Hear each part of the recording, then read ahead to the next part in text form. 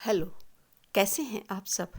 आप सबसे रिक्वेस्ट है कि वीडियो को स्किप करके ना सुने, इसे पूरा सुने और जो कुछ बेहतर इस वीडियो से आपके जीवन में ऐड हो सकता है उसे ज़रूर ऐड करें। आज मैं आपसे rich dad poor dad book के चैप्टर 6 जिसका टाइटल है कि सीखने के लिए काम करें, ना कि सिर्फ पैसा कमाने के लिए, के भाग 2 के बारे में बातें करूँगी। राइटर एक उदाहरण देते हैं कि देश में जितने भी हॉस्पिटल हैं और वहाँ पर सोशलाइज जो मेडिसिन है वहाँ पर कुछ टफ डिसीजन लिए जाते हैं कि किसको जीवित रहना है और किसको मरना होगा। अगर बाय चांस पेशेंट वृद्धावस्था में है तो उस समय अधिकतर प्रेफरेंस युवावस्था के पेशेंट को दी जाती है। सेम यही हालत एक अमीर और गरीब के बीच होती है। अमीर व्यक्ति अच्छे से जिएगा क्योंकि उसके पास उतना पैसा है, उतने ऐसो आराम है जिनको वो अफोर्ड कर सकता है, जबकि गरीब नहीं। राइटर कहते हैं कि जब वो युवा लोगों से बातें करते हैं तो वो उन्हें अक्सर कहते हैं कि वो पैसा तो कमाएं लेकिन साथ में एक और स्किल यानी कि एक तरह से दूसरी जॉब भी अप्लाई करें ताकि वो दूसरी स्किल वहाँ पर सीख सकें। यहाँ पर राइटर ये देखते हैं कि अधिकतर लोगों में मुख्य जो डर होता है वो असफलता का होता है कि कहीं वो फेल हो गए तो, कहीं वो उस स्किल को डेवलप ना कर पाए तो, और इसी डर के कारण वो लोग सीखने से कतराते हैं। राइटर के अनुसार एजुकेशन पैसे से अधिक वैल्यूएबल है आपके जीवन में। और जब ये लोग राइटर की ये बातें सुनते हैं तो वो कहते हैं अरे उनके जीवन में तो वैसे इतनी प्रॉब्लम्स है, कहाँ वे अलग अलग स्किल सीखेंगे। वो तो वही करना चाहते हैं जो उनका दिल कहता है, उनका इंटरेस्ट है। तो राइटर कहते हैं कि ऐसे लोग हमेशा अपनी पे का 50% सरकार को टैक्स के रूप में देते हैं। और ये लोग एक कॉमन कहावत का प्रयोग करते हैं कि अरे तुम बूढ़े कुत्ते को नई ट्रिक सिखाओगे। हम लोग अब उम्र के उस फेज में आ गए हैं कि हमें बदलना अब मुश्किल है, हम इस चीज़ के लायक नहीं हैं कि ये चीज़ अब सीख सकें।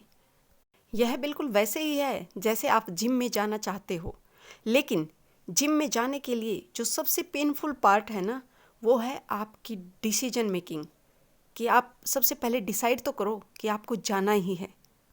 यदि आप एक बार अपने इस डिसीजन पर पहुंच गए और आप जिम में पहुंच गए तो आगे के काम आपके लिए काफ़ी आसान हो जाएंगे।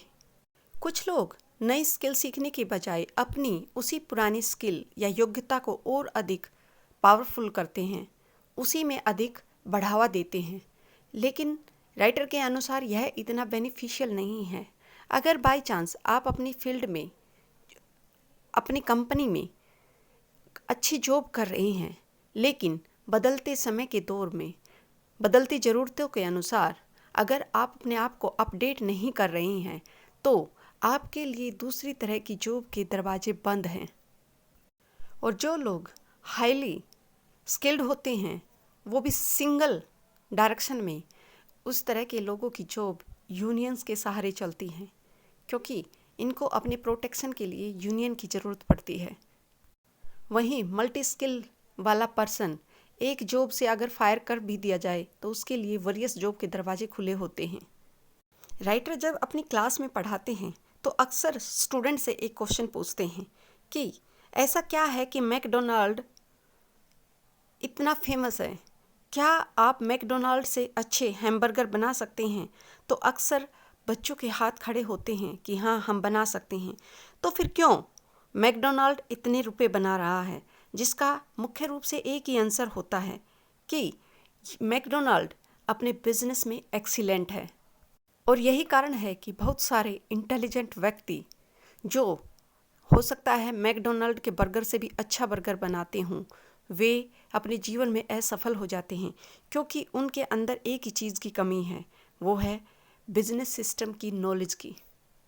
इसलिए जीवन में कई ऐसी छोटी छोटी स्किल्स होती हैं जिनके बगैर आपका जीवन अधूरा है। और यह दुनिया भरी हुई है ऐसे टैलेंटेड गरीब लोगों से, और ये व्यक्ति हमेशा जितनी इनकी योग्यता है उससे कम ही कमाते हैं और अपना तमाम जीवन ये लोग अच्छी क्वालिटी का हैमबर्गर बनाने में गवा देते हैं, बजाय इसके कि ये स्किल सीखें कि कैसे सेल और डिलीवरी की जाए हैमबर्गर की। यही कारण है कि मैकडोनाल्ड चाहे बेशक दुनिया का बेस्ट हैमबर्गर ना बनाता हो, लेकिन वह बेस्ट है अपनी सेलिंग और डिलीवरी की नॉलेज में। जो अमीर व्यक्ति है ना, वो अपने बच्चों को किसी एक स्किल में स्पेशलाइज्ड होने की बजाय उन्हें हमेशा शिक्षा देते हैं कि वो अपने बिजनेस के वरियस जो डिपार्टमेंट हैं उन सब के इंटर रिलेटेड सब्जेक्ट्स में कुछ ना कुछ स्किल प्राप्त करें, ताकि वे अपने बिजनेस को अच्छे से हैंडल कर सकें। राइटर कुछ मुख्य मैनेजमेंट स्किल के बारे में कहते हैं जो एक सक्सेसफुल व्यक्ति को सीखनी जरूरी है। वो है management of cash flow, second management of system और थर्ड है मैनेजमेंट ऑफ पीपल। आगे जो इम्पोर्टेंट स्पेशलाइज स्किल हैं वो हैं सेल्स की और मार्केटिंग की।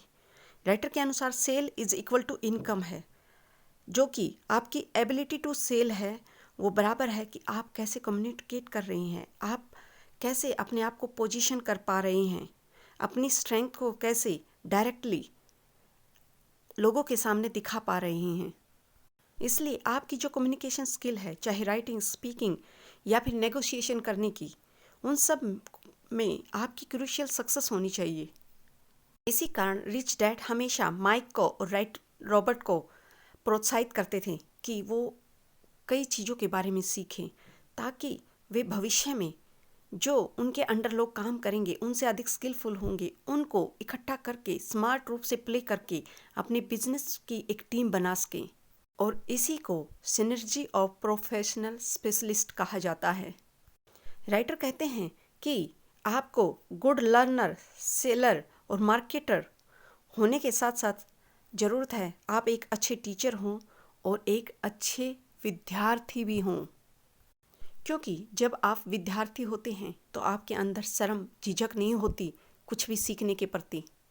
राइटर के अनुसार उनके दोनों फादर काफ़ी जेनरस मैन थे। वहीं जो पैसे के मामले में था, जो रिच डैड थे वो देते अधिक थे। पहले वो देते थे, दान करते थे, उसके बाद वो उतनी ही ज़्यादा मात्रा में प्राप्त करते थे। वहीं जो उनके एजुकेटेड डैड थे वो हमेशा पहले अपने इनकम की सोचते थे और उसके बाद दान की। और यही कारण है कि उनकी लिमिटेड इनकम होने के कारण मुश्किल से उनके घर के ही खर्च चल पाते थे। इसलिए जो संपन्न व्यक्ति होते हैं उनका तरीका होता है कि पहले दो फिर आपको प्राप्त होगा, लेकिन वही मध्यम आय वाला व्यक्ति जो एक तनख्वाह पे अपना गुजारा करता है उसका कॉन्सेप्ट होता है कि पहले प्राप्त करो और फिर दो।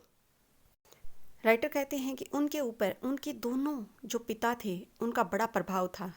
एक तो हार्डकोर कैपिटलिस्ट थे, वो पूरी तरह से प्रेम करते थे मनी की जो मार्केटिंग सिस्टम थी उससे। वहीं उनके दूसरे फादर जो थे वो सोशली ज़्यादा रिस्पॉन्सिबल थे। और यही कारण है कि राइटर के अंदर जहाँ एक तरफ पैसे के प्रति कंसर्न था, वहीं दूसरी तरफ वो गरीब और अमीर के अंदर जो भेदभाव था उसके प्रति भी सिंपैथी रखते थे। आई होप राइटर की ये बातें आपको पसंद आई होंगी and thanks for listening to me.